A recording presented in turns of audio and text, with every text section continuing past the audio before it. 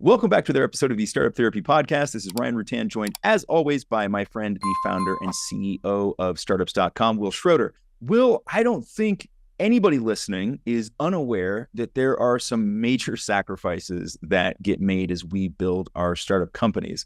And I think that most of us probably have some sense for some vague version of the what it is we're trying to accomplish and the win, meaning that it's something more than we have now and that it's later. But we're not very specific about these things in a lot of cases. And I think that there's a danger to that in being amorphous around what it is we're actually trying to accomplish and by when. Yeah, it's basically saying, I'm going to join the most grueling race, the Iron Man of life, if you will, the hardest thing I could possibly do, yet I have no idea what the metrics are or when it's going to actually be over, or if I even won. I'm in first place and I crossed the finish line and I don't even know it. It's an interesting spot, and to kind of tee this up for folks, that are listening, this was top of mind for me. Last week I turned 50 years old, which is specific milestone in life.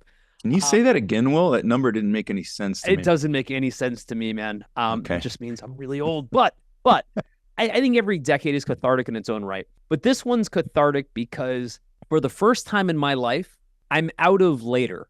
Right now, let me be really specific what that means. For my entire life, since I was 19 years old, I was able to sacrifice nonstop in epic ways. And Ryan, I know you have too. And I always had a built-in excuse for my sacrifice. And this is kind of the core of what we're going to talk about today. I always had a built-in excuse, which was it's okay that I'm not doing whatever now because I'll be able to do it later. I'm willing to make this investment because later I'll be able to cash in those chips. Later, things will be so much better. And it turns out later is a very dangerous excuse because we never really know when later is going to come. And we never really know when later comes whether or not whatever we thought we were going to get even mattered. Yeah, once later comes due, right, is the balance of what we've accumulated worth it? Is it what we actually wanted? You bet. Now, we've talked about this on a podcast in the past where it was around like the idea of play testing some of these things that you think you want. I mean, this is around the what, right? So if the what is, I want enough money to retire on. Okay, well, let's quantify that. And let's play test retirement, right? How much do you actually need? And what are you going to do with retirement? And is it actually what you want after you've got it? We use the examples of things like your move to LA, right? Which you thought was going to be like the pinnacle of life. And this is what I want to do. 100%. And then you get there and it's not, right? Yep. Good to find that out now, not later. Me moving to Florida, we talked about it. Like, my version of retirement was being able to go kayak fishing twice a week, which doesn't require retirement. Right? It just requires a kayak and a nearby body of water and a couple hours. Yeah. And so I think that it is so important for us to quantify these things so that we can start to do the math on before we just start to do the endless sacrifice. Because believe me, we both know that part's there. That part comes regardless. Whether you figure the shit out or not, what you actually want, the sacrifice will be there. It will let you sacrifice whether you're clear on what you're trying to build towards. And I'm sure I said it on that podcast. One of the things I've realized over time is that there is no interest earned on life and happiness deferred. Now, it can compound certain things. Right. But you don't get those moments back. We know this. And so I think that we need to be very, very careful in calculating what is the reward that we hope to get from this? When must we expect it by? And what do we do to actually get to there by that point and achieve that thing? And again, just make sure we're actually going to want it once we get there. You bet. Both of us have a ton of examples of people who have done all the things, gotten to the thing that they wanted, and then we're like, well, now I've got it, and it's not quite as cool as I thought it was going to be. In almost every case, by the way, just to be clear, in almost every case. Let's start with the first part of this, which is the sacrifice.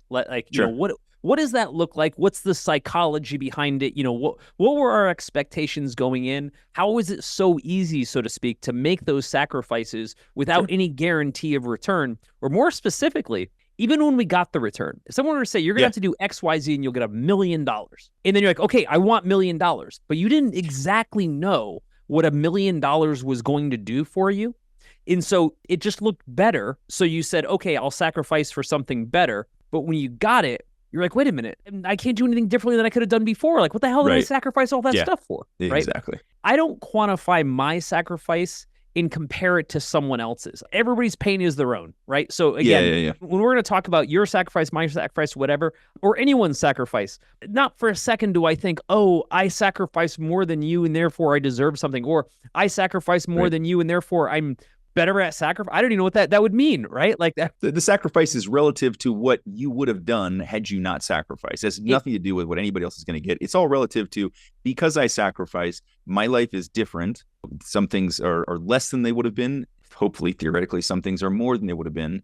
And then it's the calculus of that change over time and saying, like, is that what I actually wanted, right? Did that give me the thing that was that beneficial for me to make those sacrifices? I was at dinner last week with a friend of mine who's in his mid-50s now. I was on his board for many, many years alongside the founder of CompuServe, if you remember CompuServe. 430 reservation, more or less, for the two of you old timers.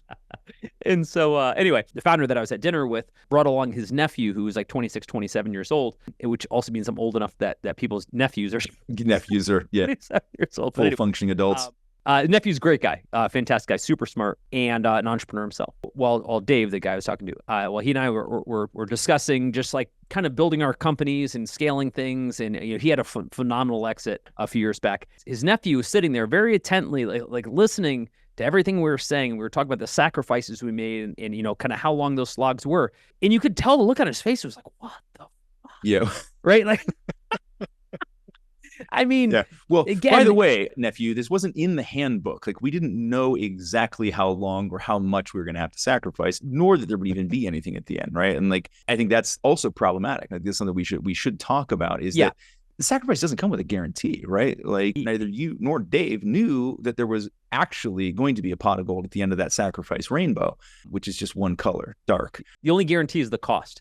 Yeah, the cost is the guaranteed. Sacrifice is the guaranteed, right? And so I think that there's a bit of a danger, and then like even sitting there and listening attentively. Now imagine this is somebody sitting there listening to two people who are on the right side of this equation. Correct. Right. And going like, wow, you had to do all that to get this.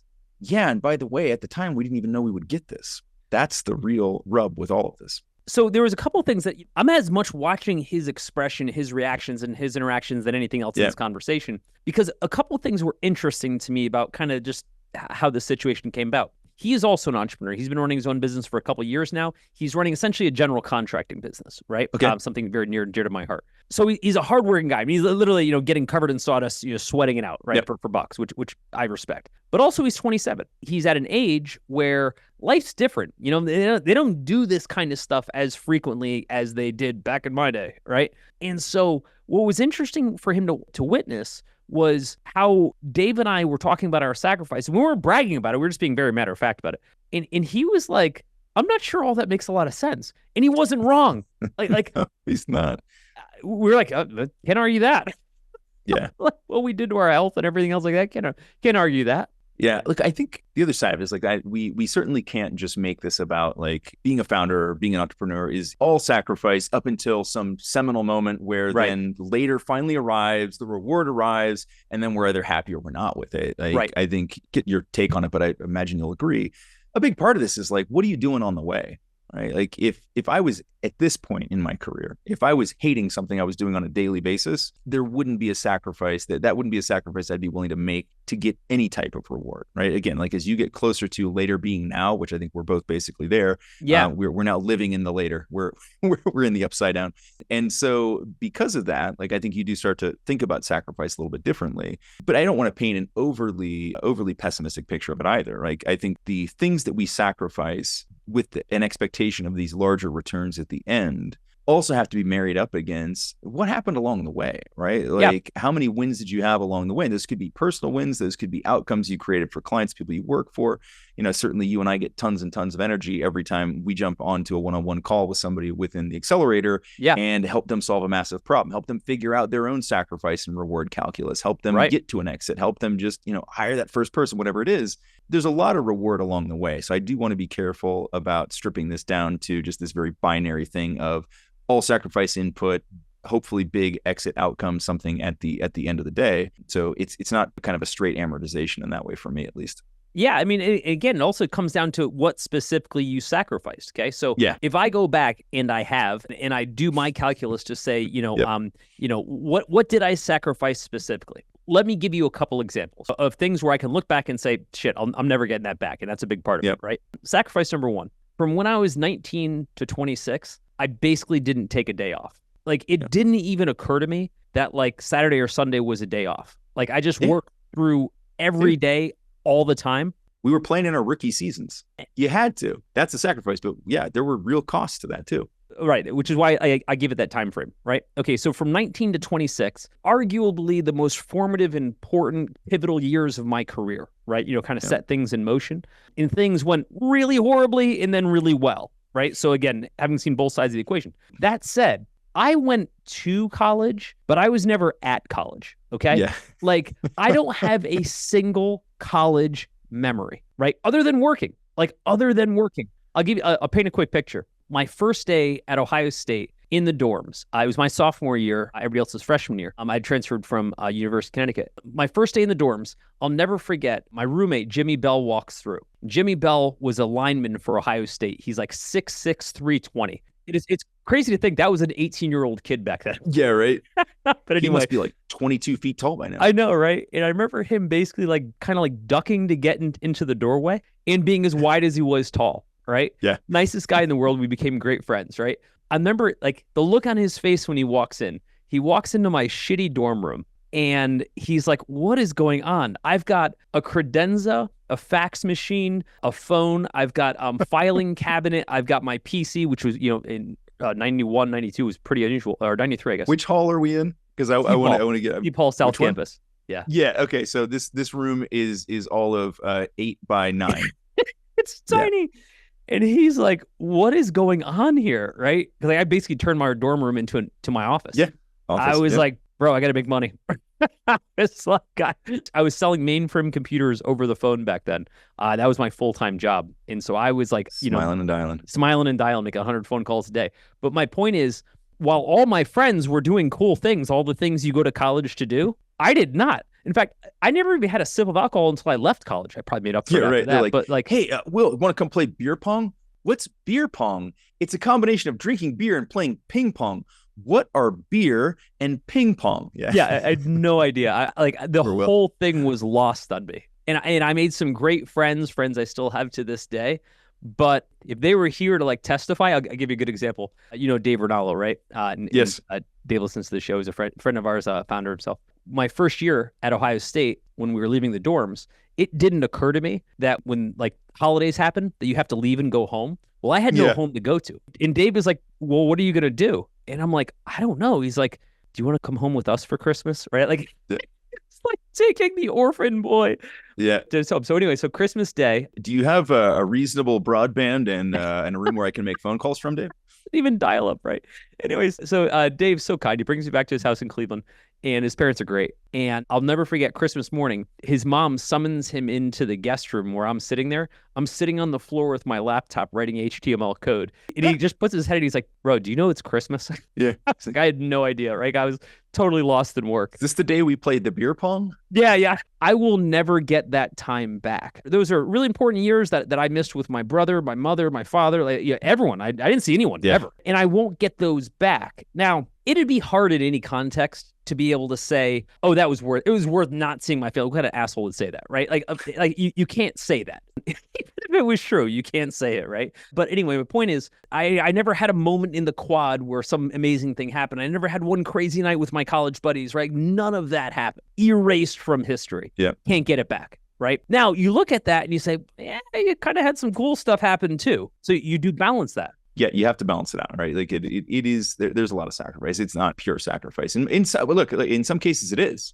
right? Because for everybody that did those things and got an outcome, we know, statistically speaking, there were a whole bunch of people who did all those things, made the same sacrifices, and walked away with almost nothing, right? Right. That's just the nature of being a startup founder. And look, you start to multiply that over a long period of time. And I think for what I'm going to call our younger listeners, younger at this point could be 20s, 30s, whatever.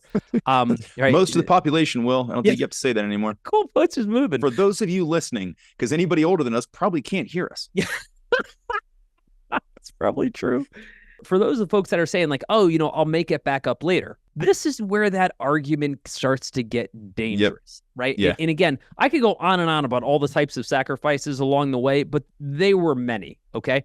And for folks that are in their 20s, the problem with being in your 20s and making sacrifices is you have your whole life ahead of you, which gives you a built-in excuse to make those sacrifices and kick the can. So that's what I did. In my 20s, I kicked the can. In my 30s, kicked the can again. In my 40s, kind of kicking a lot of the can too, right? Being like, I'm okay doing this, working this, whatever, because there will be this bigger thing later that's worth it. Which brings us to our next chapter, which is what happens when you are called to the carpet to find out whether all your bullshit excuses were worth it. The moment of truth, judgment day. Yeah. Well, depends a lot on exactly what you sacrificed and exactly what you gained. And I think to some degree, how clear and eyes wide open you were about the costs and about what you were actually trying to accomplish, and how close those two things are to kind of balancing out. I think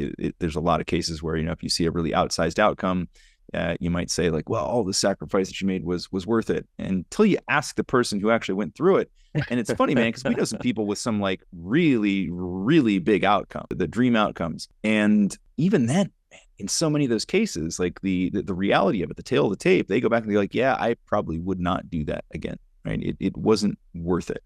Right. So it's, for what it's worth, be careful about being clear about what you want at the end. Because I think that was the common thread amongst all those tales. We're like, I didn't really know what I wanted, right? It was like, I was aiming for growth. I wanted to be bigger. I wanted more, but I wasn't specific about how much more, nor what that more represented to me as the individual. You bet. It just became the pure metrics chasing of bigger and bigger and bigger. Yeah, it does. And it creates a debt. That's what I want to talk about for a second. It creates a debt in life to yourself that most people never pay back. So at some point in life, you look around you and say, okay, like enough is enough. Like at some point, like sacrificing more, either I have nothing left to sacrifice, like I'm broke, or I'm, whatever, or you just stop and you have a very realistic question, which is, now what?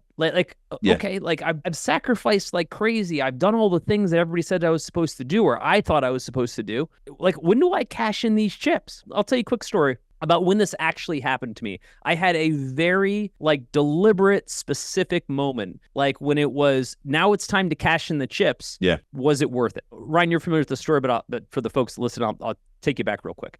So Ryan, you remember in my somewhere mid-40s, I don't remember, when Sarah and I decided to move back to LA. We ended up looking for a house forever, finally found a place in Beverly Hills. It wasn't our first choice, if I'm being honest. Everybody says, oh, you went to Beverly Hills. It was like a third, fourth choice. It just, not a lot of houses in LA. It's what we found. Yeah. But it's a nice enough house, not very big, as LA tends to be. And we moved there. Now, here's where this got interesting. Part of it was, and this was, as Sarah and I were discussing this, I was like, you know what? Living in Beverly Hills, even though, again, that wasn't our number one choice, we actually wanted to go back to Santa Monica. Living in Beverly Hills was never our goal, but it's kind of an interesting life goal. It's like an interesting bucket list thing that we didn't really know we had. But here's what I said. And I thought this was really interesting because it paid huge dividends in the end. I said, fuck it. Let's just go. Let's basically push what I call all the sliders to the right. When we talk about our life stats or whatever else like that. And it's like, ain't nowhere to go after this, right? Like if after we've gone to Beverly Hills, we're like, it doesn't work for us, then it won't matter anymore. There's nowhere else to go, right? It's kind of a top of the food chain kind of moment, right? So we looked at it as like a grand experiment, right? Let's go out there, let's experiment with it, and let's see if it's worth it. So we do. We get out there. My daughter Summer starts school there. We already had a ton of friends in LA from when we lived there before. So it was great. It was great. But about a year or so into it, we get to this point where my son Will is starting to get a little bit bigger. It's starting to get a little bit tight in our 3-bedroom house. That toddler boy energy is tough to contain in a house of any size. Oh, brother. And my wife's an angel, but Jesus. So we start shopping around, and for folks that aren't super familiar with that market, there are no new houses, right? Nope. The only new houses, there are an old house that got bought, demoed, and rebuilt. There are no new subdivisions in Los Angeles. So we look for over a year, can't find anything. We keep getting beaten down and trying to find, price point, whatever. We finally find a place. Now, when I tell this story, I want to remind people how modest the size of this house is. It's a 4-bedroom house on a postage stamp of land. The entire front yard / driveway is the length of a car. A car, I remember. One of the most hilarious. And a specific car. There are some cars you couldn't have because your bumper would hang over. The back of the yard is maybe 30 to 40 feet deep. It included a pool, but the best part about it was there was like a 40-foot vertical mountain at the end of that 40 feet. Like this thing was something like blasted a mountain and like shoved the house up next to it, right? You had a view, it was like a giant wall in the back, right? And in your distance to either neighbor on either side, you could spit to. Unfortunately, this house is in Bel Air. Right? So take all of the things I told you, and now you have an 8-figure house. Yeah.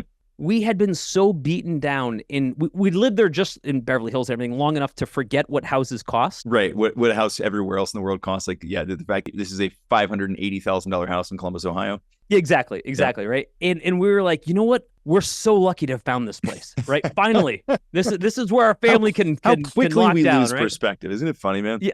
And I always say, if you want to feel the poorest you possibly can, just punch 90210 into Zillow. Yeah. There you go. I know what your money buys you. Right? Starter home, $22 million. Yeah. Oh my God. It's bananas. Anyway, so point though is we decided this is it. This is home. This is going to be our family's future and what have you. And around that time, as we're kind of looking at clothes and all this good stuff, Sarah and I sit down, and I'll never forget, we're on like a little weekend trip that we took. And Sarah, who, as you know, is the smarter of us, it just is like, this is cool and all, but like for real, this is dumb. Yeah. She's like, what are we doing? Yeah. Well, what are we doing? Like, seriously, what are we doing? Like, she's like, we have a perfectly good house in Columbus. We still had our house in Ohio. She's like, let's just go back there, right? That costs zeros of 8 figures.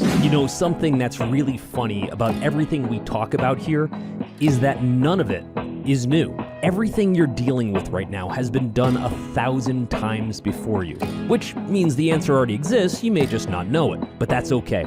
That's kind of what we're here to do. We talk about this stuff on the show, but we actually solve these problems all day long at groups.startups.com. So if any of this sounds familiar, stop guessing about what to do. Let us just give you the answers to the test and be done with it. This is the reason I'm telling that story, because this was my moment. This was specifically my cash in the chips moment. Like, I did all this stuff. I did all these things. It has to add up to more than just going back to the house that I already have in Columbus, right? I was like, look, this was the point. The whole reason for the past almost 30 years at the time that I've been sacrificing and giving up everything and risking everything and working at 5 companies at the same time and do all this crazy shit, right? Was so at this moment, I could cash in my chips. Right? Cash in my life chips, not just dollars, but like life. This was the reward, the trophy, if you will, for my sacrifice. And I said, more specifically, if not now, when? Because we ain't getting any younger, right? And number 2, if this wasn't the point, what have I been doing for the last 20 some odd years, right? And my wife, who has an amazing ability that she doesn't even realize to boil things down into the simplest terms possible, said these words to me. She said, now that you know that you can, you're good. Now that you know you can, you're good. You did it, but you don't have to go any further than knowing that you can.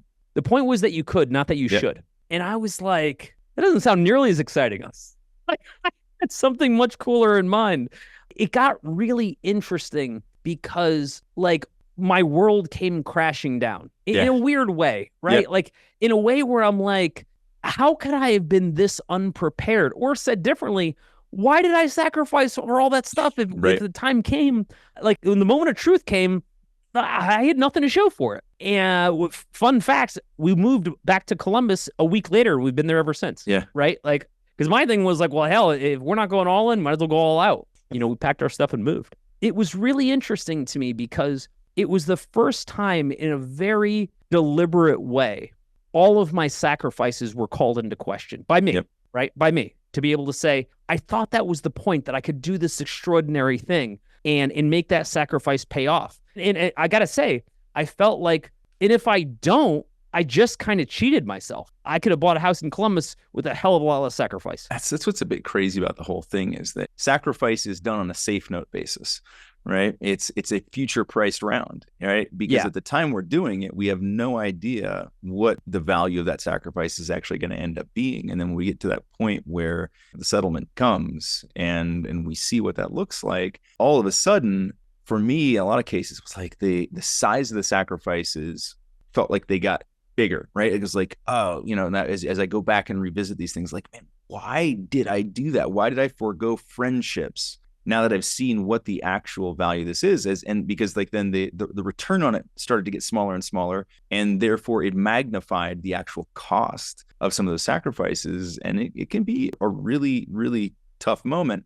I think that, I'm curious to see what other catharsis you went through at that point. Like, did you get to a point where like that led to you to some comfort, or did it just sort of recast the past in what was rose-colored glasses on the way forward? Is it all just kind of a sepia tone, old-timey photo now?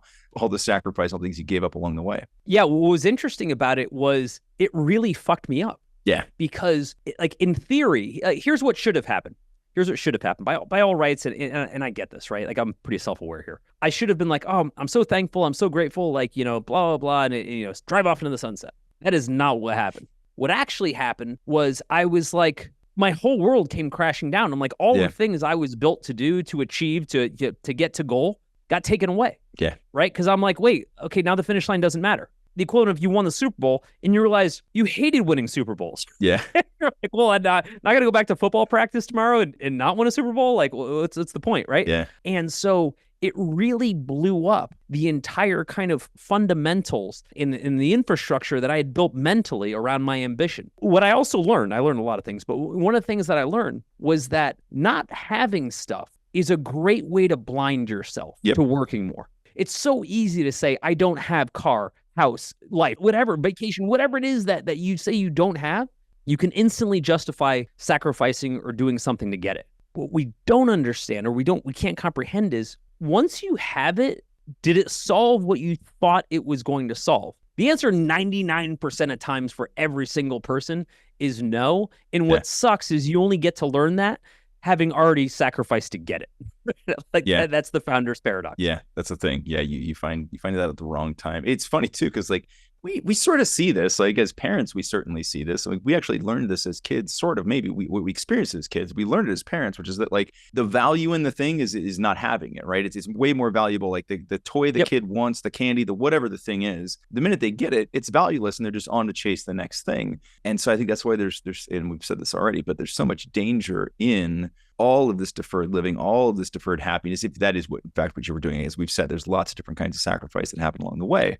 Those are some pretty common ones, at least in my case. And so it comes down to, this kind of balancing of the accounts at the end, but like being really clear as you can be coming into it. This is actually what you want, knowing now that just the accumulation of stuff isn't going to make you a happier person. It's not going to move the needle meaningfully in life. And I think that was the catharsis for me, was this realization that like I should, instead of trying to optimize for later, optimize for now, right? It's not to say don't plan for later, but like make sure that you're living in a way that you want to be living now, and not for some maybe future that once you have, you might not even be satisfied with, right? So that you don't have to go through all of those oh fuck moments. Like, I did all this, I sacrificed all this shit, I did everything I was supposed to do, I got the thing I wanted, and it's no longer what I want, right? Because I was unaware, right? That's why the play test you guys did in Beverly Hills was so valuable, because flip that on its head, and let's say you're still sitting in Columbus and that judgment comes due, and it's like, should we do this? Should we try this?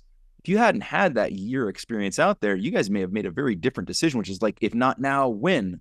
Right? And you wouldn't have had this isn't worth it. This isn't what we want. We already have this other thing, because it was still at that point a just pure imagination. And so much of what we do is driven on pure imagination, right? And we get used to that as founders. Like, our whole business is pure imagination at the beginning, right?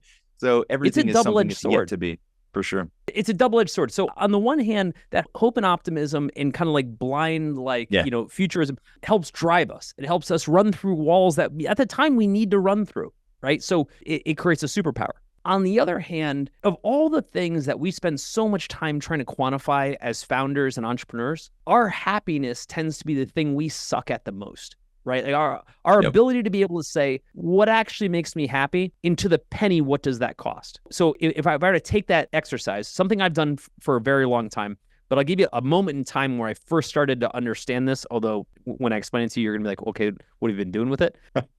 No judgment. I'm like 27 years old, right? At the time, we had an offer. This is when I was running Blue Diesel, the agency. We had an offer to buy the agency, and for a meaningful sum. I think it was like $50 million at the time, or around that. And this is like maybe 99, if I'm getting my dates right. Okay. And I remember I'm on a plane to yet another client. That was back when I was like on a plane 250 days out of the year. I remember I got my laptop open. I'm in Excel. And I'm like, okay, what am I going to do with all this money? You know, once we make this, what am I going to do with all this money? And I remember, this is awesome. I make a spreadsheet of every single thing I'm going to buy, right? All the obvious stuff, boat, Lamborghini, all this stuff, right? Everything down to a DVD player. And I love saying that because you got to remember back then, like a DVD player, like a high-end DVD player was like a big deal. That was a big deal. Anyway, I add it all up. But then I had this interesting thought. I was like, okay, that's just stuff to buy. Like once you buy it, you have it. Like what are you going to do once you have it? So then I create like another tab, which is like, how am I going to spend my time? And I list out all the stuff that I'm going to do every day. I'm going to work out. I'm going to play hockey. I'm going to read. I'm going to do this, hang out with my friends, whatever. And I'm like, wait a minute. This stuff doesn't cost anything. Yeah, that stuff's free. It's like, I'm like, wait, so all this, how I'm actually going to spend my time costs zeros of dollars. Yep. But buying all this stuff to drive myself to where I'm going to spend time costs millions of dollars, right? Or the house where I'm going to sleep in to wait to get up to do stuff that costs nothing, costs millions of dollars, right? It was this weird kind of like, Now, by way of that, you'd have thought I would have had this great cathartic moment that would have made me go, oh, life is free and I don't have to worry about it, right? I did none of that. Here's what I did. I was like, well, shit, if life is free, I might as well roll the dice. Yeah. Try to make more money. I mean, there's something to that, right? There's something to that. And I think, look, you're also built for this, right? Like you do enjoy the process. If this had been, yes, there was a lot of sacrifice, but it's not like this has been 30 years of misery either, right? Just this 1 hour a week you spend with me. Yeah.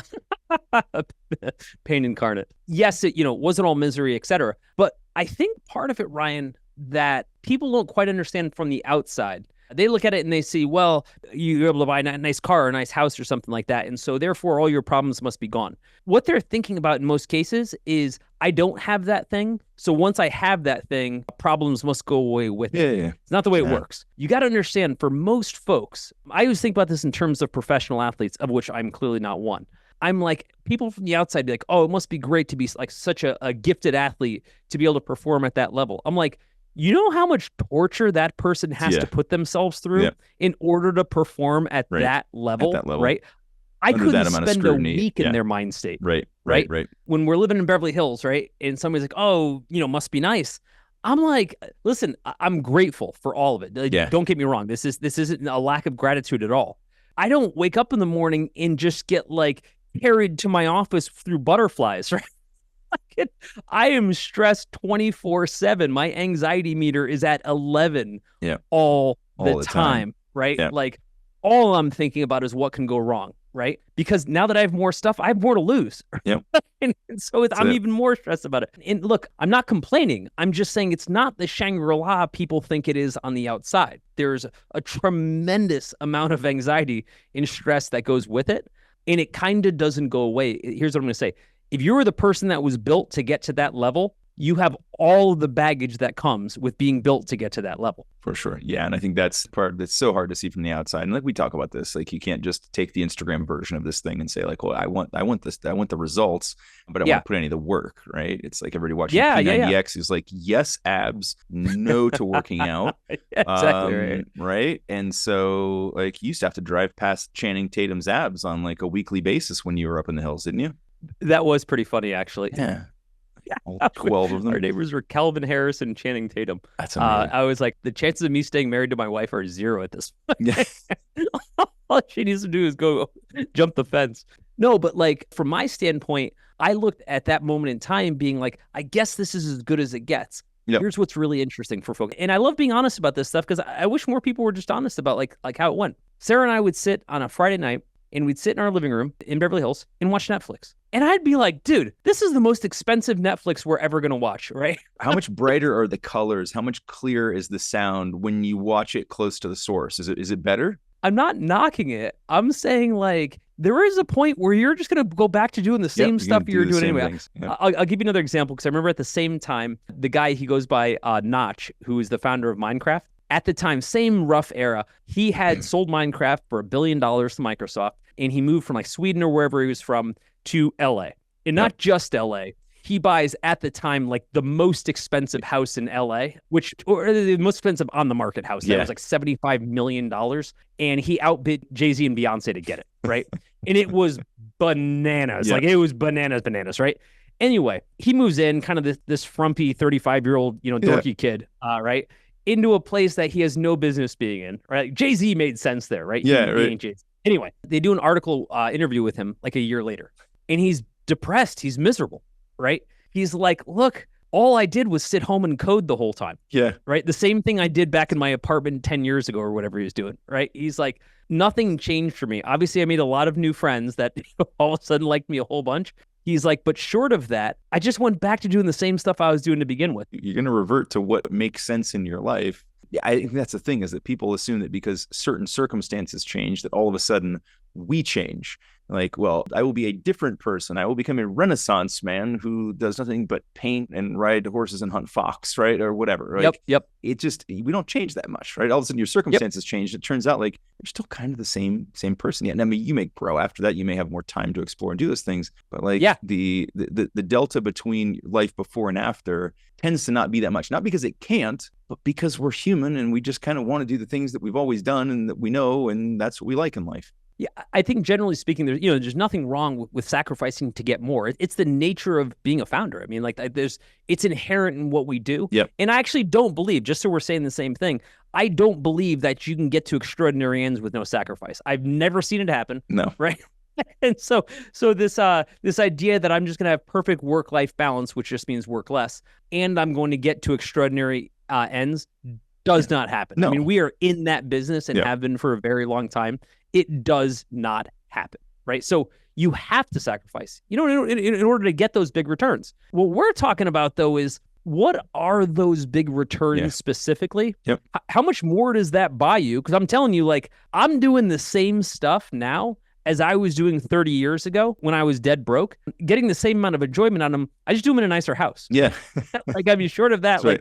Nothing about my life has changed. I sit around, I do woodworking, I play video games, I play sports, etc. Yep. None of which costs any money whatsoever. And it's all stuff I could have done all along. Again, I do it with some nicer tools, or I go on a nicer trip. Yeah. But short of that, my life is identical. That Festool what set it was is before. nice.